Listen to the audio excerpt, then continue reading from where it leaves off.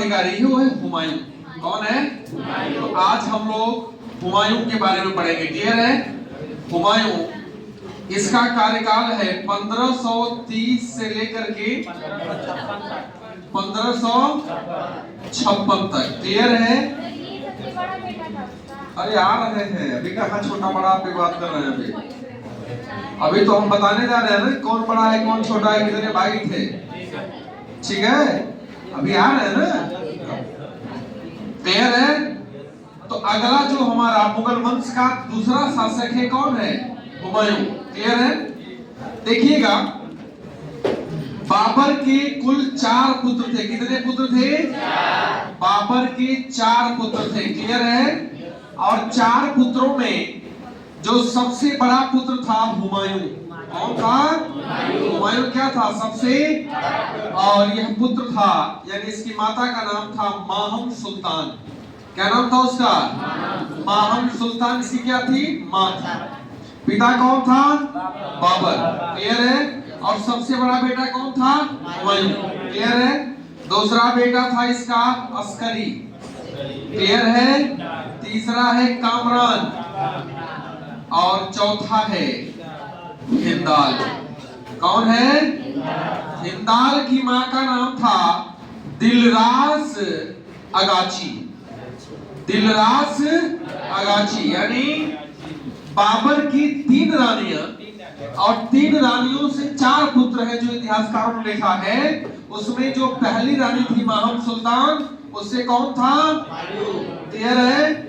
और जो अस्करी और हिंदाल हैं, ये दोनों पैदा हुए थे गुलरुख बेगम के गर्भ से। गुलरुख यानी बाबर की 3 रानियां, 3 रानियों से 4 पुत्र हैं और 4 पुत्र में सबसे बड़ा कौन है?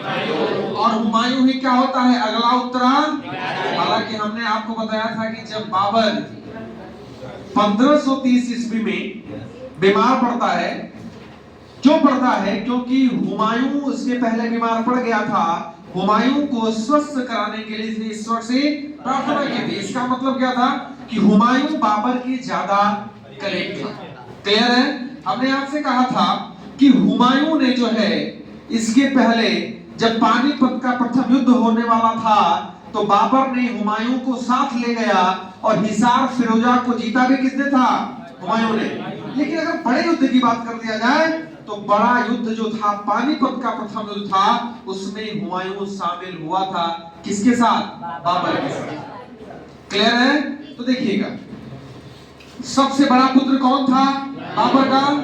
इसका जन्म हुआ था 6 मार्च 1508 को। कब हुआ था?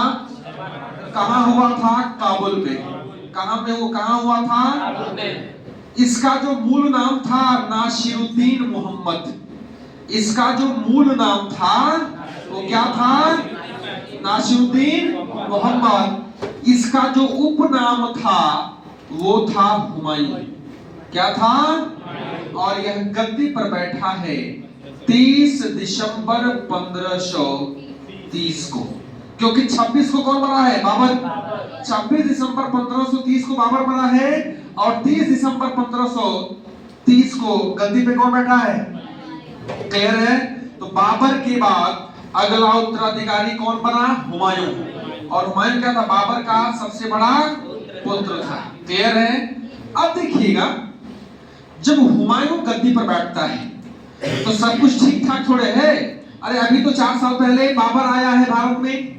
बाबर ने मुगल सत्ता की स्थापना की है और मुगल सत्ता की स्थापना के क्रम में बाबर हर साल युद्ध किया है ना?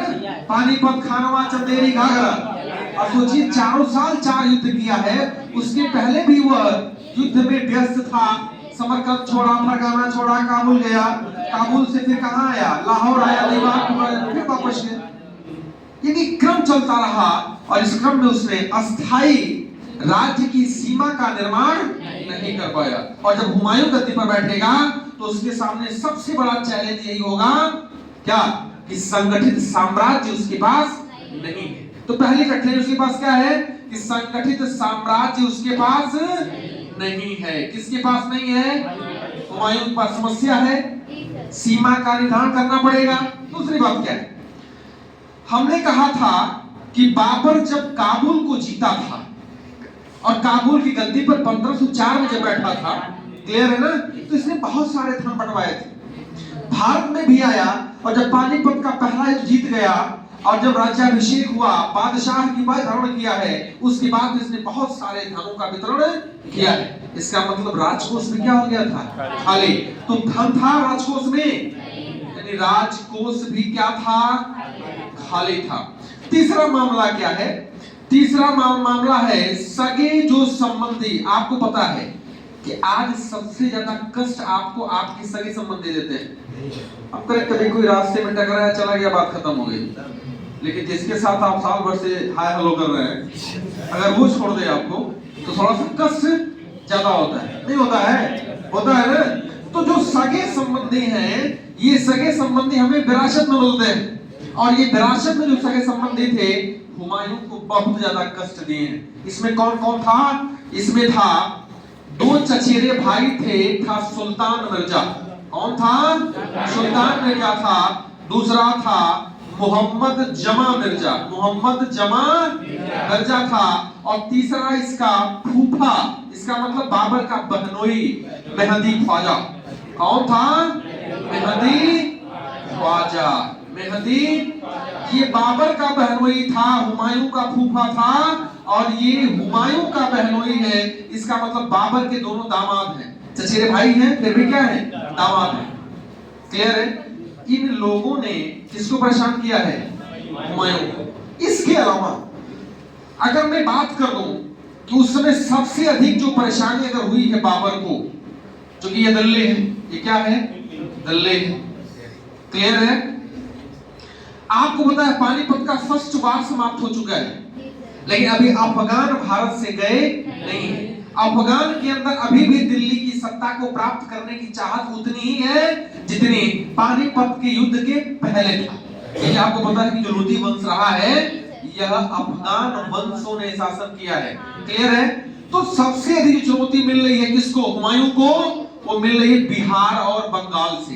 किससे मिल रही है? बिहार और, क्योंकि बिहार में है महमूद खान लोधी। कौन है? महमूद खान लोधी अफगान है। और बंगाल में है नुसरत खान। इस नुसरत खान ने बाबर के साथ समझौता किया था कि हम अफगानों को शरण नहीं देंगे, लेकिन जब बाबर मर जाता है, हुमायूं आता है, तो फिर ये संधि क्या होती है? खत्म हो जाती है। क्लियर है? दूसरी बात क्या है? इधर जो ये गुजरात वाला क्षेत्र है, यहाँ पे एक शासक है बहादुर शाह। कौन है? बहादुर शाह। यह भी अफगानों को क्या देता है?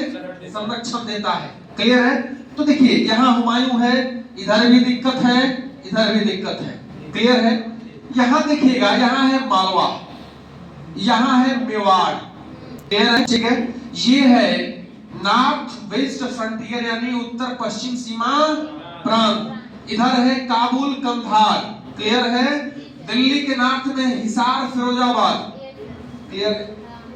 ये बहुत सारे ऐसे क्षेत्र हैं, इन क्षेत्रों से किसको चुनौती मिल रही है? हुमायूं को। यानी एक तरफ आप ये भी समस्या देख रहे हैं, ये भी समस्या आप देख रहे हैं। क्लियर है? इसी समस्या को निपटाने के क्रम में ये कहां आता है? गुजरात चलता है। किस रास्ते से? ग्वालियर मालवा के रास्ते से कहां पहुंचेगा? गुजरात। गुजरात क्यों पहुंचेगा? इसलिए क्योंकि जो वहां का शासक था बहादुर शाह और मालवा का शासक था प्रताप रुद्र देव। कौन था? प्रताप रुद्र देव। और आपको पता है कि किला है कालिंजर का किला, कालिंजर का किला। हुमायूं जब गद्दी पे बैठता है तो पहला उसका जो युद्ध होता है वो किससे होता है? मालवा से। और किस लिए होता है? कालिंजर के किले के लिए। आज आपको पता है कालिंजर का मेला भी लगता है बांदा में, लगता है ना? क्लियर है? तो देखिएगा अब ये यहां से कहां पहुंचे, कहां जाएगा? बहादुर शाह यानी गुजरात जाएगा। क्यों जाएगा? क्योंकि देखिएगा बहादुर शाह के का नजदीकी था मालवा। क्लियर है?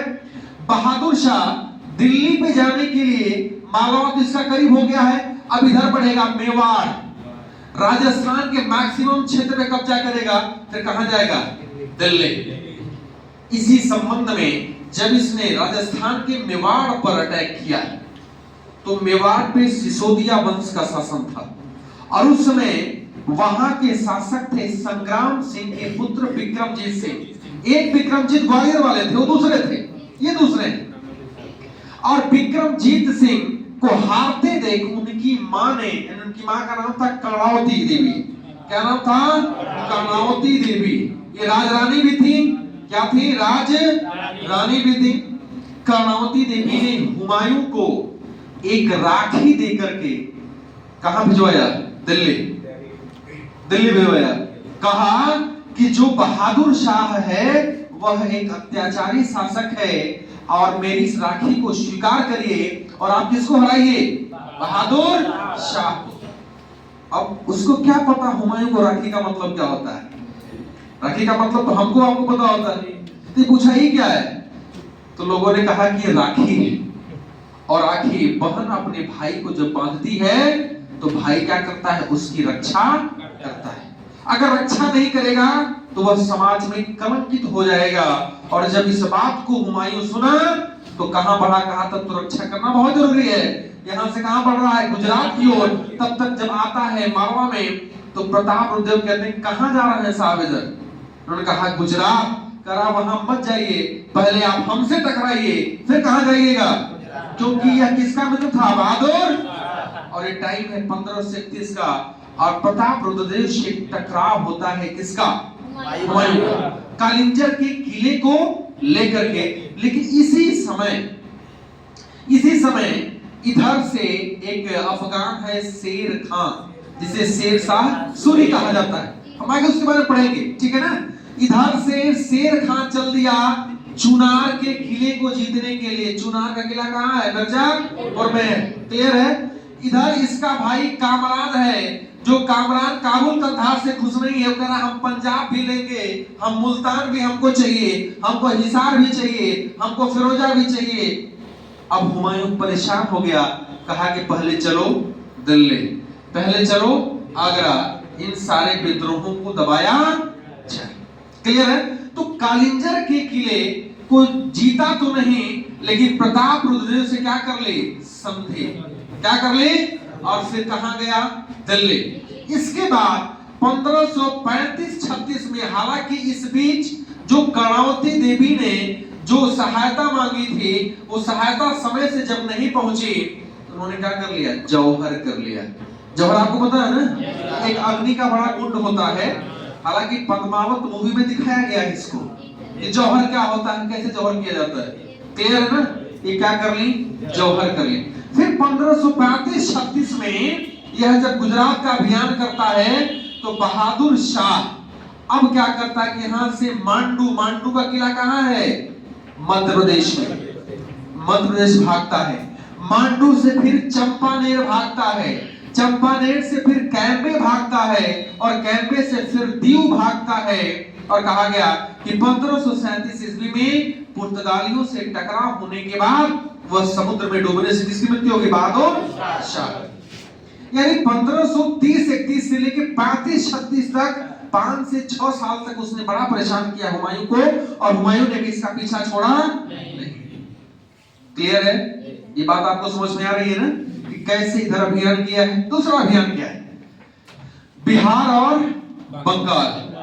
हमने कहा कि बिहार का शासक था महमूद खान लोदी। लोदी का मतलब अफगान, लोदी का मतलब टाइटल है ना। और यहां हमने कहा बंगाल का शासक है नुसरत खान। नुसरत खान। एक अफगान है शेर खान, इसके बारे में हम पढ़ेंगे, सुर साम्राज्य के बारे में आगे। फिलहाल अभी थोड़ा सा जानेंगे बस। शेर खान नामक अफगान पहले मुगलों की सेवा में था और चंदेरी के युद्ध में उसने बाबर का साथ दिया है। क्लियर है? लेकिन इस युद्ध के बाद शेर खान भागता है बिहार। कहां भागता है? बिहार। और जब बिहार भागता है तो बिहार में अफगानों को संगठित करके दिल्ली की सत्ता को पुनर्स्थापित करने का प्रयास कौन करता है? शेर खान। इसका मतलब क्या है कि आगे चलकर के शेर खान एक बहुत बड़ा चुनौती पेश करेगा। किसके लिए पेश करेगा? हुमायूं के लिए। क्लियर है? अब देखिएगा कि इधर महमूद खान लोदी जब ये इधर अभियान कर रहा था अपने पश्चिम साइड में। तो हमने कहा था कि जो महमूद खान लोधी है वह वहां यानी अपने बिहार में अपने कब्जे को लेकर के ये धीरे धीरे पश्चिम यानी जौनपुर की ओर बढ़ने लगा। कहां बढ़ने लगा? जौनपुर की ओर बढ़ने लगा। और इसी जौनपुर के बढ़ने के क्रम में जौनपुर के और पूरब में एक है किला, चुनार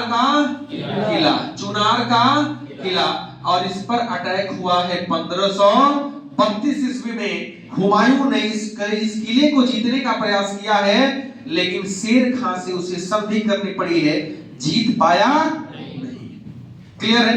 अब इधर देखिएगा कि जो शेर खां है, चुनार के किले पे किसका अधिकार है? अभी भी शेर खां का। बंगाल और बिहार में कौन है? अफगान है। इधर के विद्रोह को दबाया है। अब देखिएगा इस विद्रोह को यानी बंगाल का जो विद्रोह है, खासकर बंगाल के विद्रोह में जो प्रमुख विद्रोही है वो शेर खां है, क्योंकि शेर खां बिहार के अलावा बंगाल पर भी कब्जा करना चाहता था। और उसमें थी राजधानी बंगाल की गौड़। कहां थी? गौड़।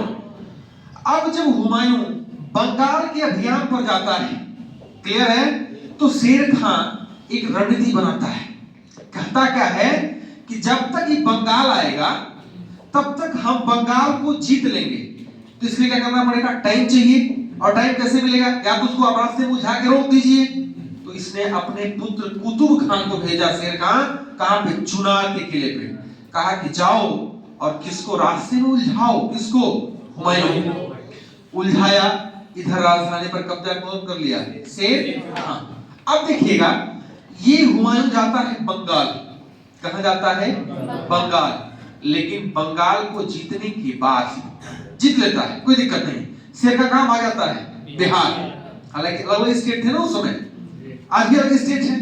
उसमें बंगाल का मतलब पूरा आज का जो पश्चिम बंगाल है, उड़ीसा का पार्ट है, बांग्लादेश का पार्ट है, असम का कुछ पार्ट है, बहुत बड़ा बंगाल था उस समय। लेकिन ये बिहार में शरण लेता है कौन? शेर खां। लेकिन शेर खां एक रणनीति बनाता है। रणनीति क्या बनाता है कि सीधे बिहार से निकलता है और कहता है कि जब ये हुमायूं जाएंगे दिल्ली और आगरा तो क्या करेंगे?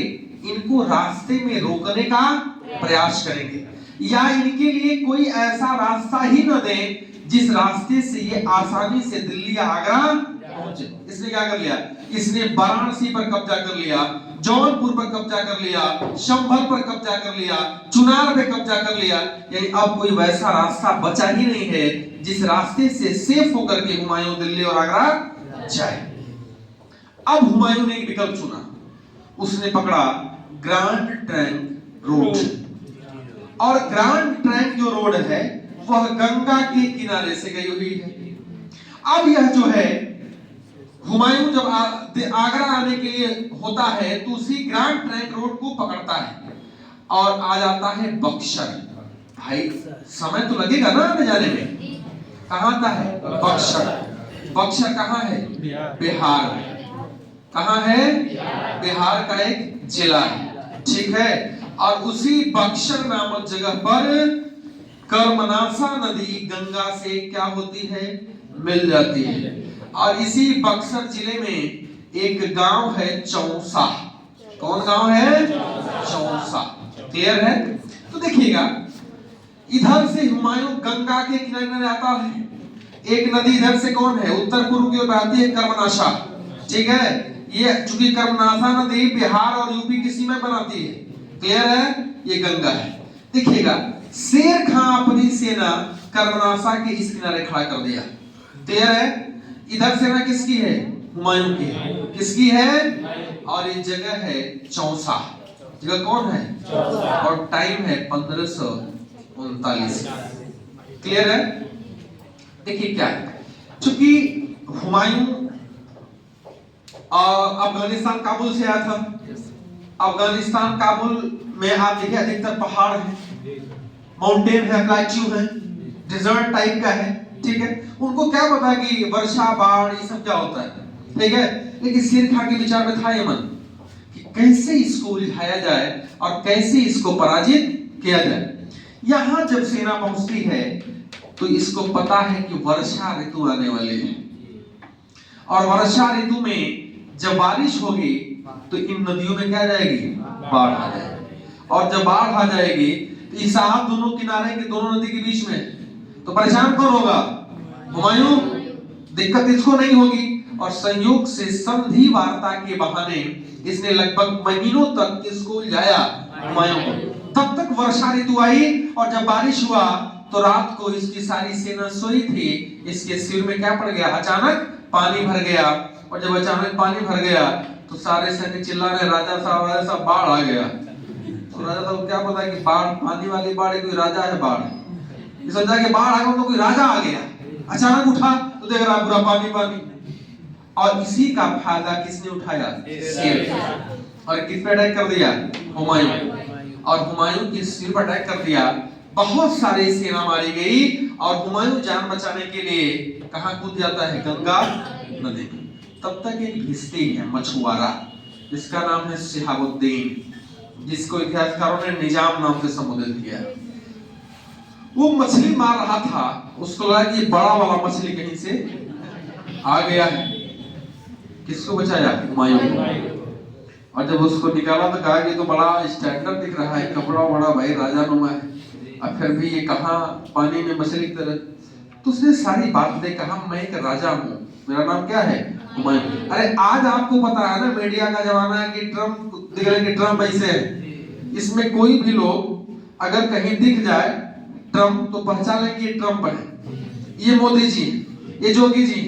लेकिन अगर मैं आपसे बात करूं सन 1500-1600 ईस्वी का, तो उस समय पत्र गए थी, फोटो कैमरा था, आज तो आप किसी तो क्लिक कर लेते हैं, नहीं साइड से बगल से क्लिक कर लेते हैं, फोटो कम से कम अकेले में देखेंगे। लेकिन उस समय कहा था ये सब पहचानना बड़ा, तो मछुआरा कैसे पहचान लेगा कि यही हुमायूं है? और इतिहासकारों ने कहा है कि हुमायूं ने उस मछुआरे को बुला करके आगरा में आधे दिन के लिए बादशाह घोषित किया है, क्योंकि उसने उसकी जान बचाई। क्लियर है? तो पहला युद्ध कौन हार गया यहाँ पे? हुमायूं। कौन सा युद्ध है ये? चौसा का। कौन सा युद्ध है और कब है ये? जून 1539। जून बारिश का समय होता है, जून 1539। अब अलग बात है, क्लाइमेट चेंज होने की वजह बारिश अगस्त सितंबर में हो रही है, लेकिन अगर आप मानसून के आगमन की बात करेंगे तो जून की बात है ना। ठीक है, अब देखिएगा ये जान बचा के कहां पहुंचा? आगरा। कौन पहुंचा? हुमायूं। इसके जो 4 भाई थे, कामरान, अस्करी, हिंदाल और हुमायूं। क्लियर है? और एक जो चचेरा भाई था सुलेमान मिर्जा, हालांकि 2 थे लेकिन इसकी चर्चा ज्यादा है, सुलेमान मिर्जा। उस सुल्तान दूसरा था। ठीक है, जो कामरान था इसको इसने काबुल और कंधार दे दिया था। क्या दिया था? क्यों दे दिया था? क्योंकि बाबर ने ये कहा था हुमायूं से कि मेरे 4 पुत्र हैं और इन चारों पुत्रों में संपत्तियों का बंटवारा कर देना। हालांकि सबसे बड़ी भूल हुमायूं की मानी जाती है। ठीक है, बंटवारा कर देना और किसी के साथ युद्ध मत करना, सबके साथ नरम रवैया अपनाना। किसने कहा था? बाबर ने अपने वसीयत में लिख दिया था। ठीक है, इसने क्या किया? इसने कहा कि भाई ठीक है, काबुल और कंधार तुम ले लो। कौन? कामरान। अस्करी को कहा कि तुम संभल की जागीर ले लो। हिंदाल को कहा कि तुम अलवर और मेवाड़ ले लो। अलवर और अपने खुद उसने बदस्खा का था जब शासन सत्ता पे बैठा, ये कहा कि अपने दे देंगे भाई किसको? सुलेमान चचेरा भाई। क्लियर है? संपत्ति क्या कर दिया था? बंटवारा। लेकिन सबसे जो डिस्टर्ब किया, जो सबसे कपटी था, वो कौन था? कामरान। कामरान ने चाल चल दी। चाल क्या चली कि चूंकि अब ये शेर खान से पराजित हो चुका है, शेर खान चौसा के युद्ध के बाद एक लेता है उपाधि शेरशाह सूरी की। ठीक है, अब ये जब आगरा दिल्ली आता है हुमायूं, तो एक चाल चला कामरान ने। क्यों चाल चला? क्योंकि इसकी सहायता कामरान ने किया नहीं था। इसने चाल चला, स्वयं को बीमार होने का नाटक किया और यह कहां पड़ रहा है? लाहौर। कहां पड़ रहा है? लाहौर। और उसने ये कहा, यह अफवाह फैला दी कि हमको जहर किसने दे दिया है? हुमायूं ने। किसने दिया है? हुमायूं ने। अब जनता को लगा कि हुमायूं ने जहर दिया है, इसलिए इसने इसका साथ नहीं दिया। अब इधर इसके भाई सब डिस्टर्ब किसको कर रहे हैं? हुमायूं को। इस डिस्टरबेंस का चला पता किसको? शेर खां को। और शेर खां आता है कन्नौज, गंगा के तट पर अपना शिविर डालता है। बारिश का समय है, इसके शिविर को यानी इसके आक्रमण को विफल करने के लिए हुमायूं फिर कहां आता है? कन्नौज। और ये समय है 1540 का। और वहीं फिर एक युद्ध होता है, कन्नौज या बेलग्राम का युद्ध। और कन्नौज या बेलग्राम के युद्ध में फिर कौन हारता है? हुमायूं हार जाता है। फिर शेर खां जीत जाता है। अब जब शेर खां जीत जाता है, हुमायूं हार जाता है, हुमायूं भाग के आगरा आता है, उसके पीछे पीछे कौन आता है? शेर खां। अब हुमायूं आगरा को छोड़ करके लाहौर के रास्ते सिंध भाग जाता है। और जब सिंध भाग गया तो अब सत्ता किसके हाथ में आ जाएगी? यानी द्वितीय अफगान वंश की स्थापना 1540 में फिर दिल्ली में होती है। और 1540 से लेके 1555 सरहिंद के युद्ध तक ये अफगान सत्ता में रहते हैं। और आपको पता है कि इस अफगान सत्ता का जो आखिरी शाह था इस्माइल शाह, क्लियर है ना? यानी इस्माइल शाह के काल में पंजाब का शासक सिकंदर सूर को 1555 में फिर किसने हराया? हुमायूं ने, क्लियर है? और हरा करके फिर दोबारा 1556 में कहां बैठा? दिल्ली की सत्ता पे। लेकिन उसी साल 1533 में इसने एक नगर बसाया था, दीन पनाह नगर। किसने?